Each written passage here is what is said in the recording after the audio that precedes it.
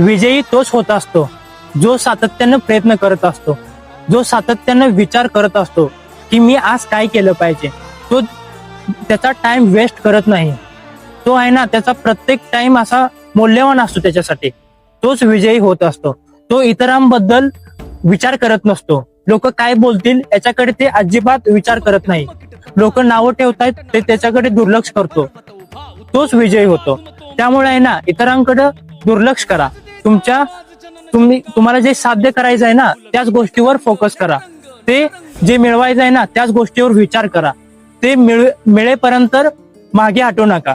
त्यामुळे सातत्यानं प्रयत्न करत राहा. कारण आपण ज्यावेळेस सातत्यानं प्रयत्न करतो ना त्यावेळेस आपल्याला यश हे भेटतच असतं. प्रत्येक टायमाला आपली हार होत नसते, कारण हे शक्यच नाही.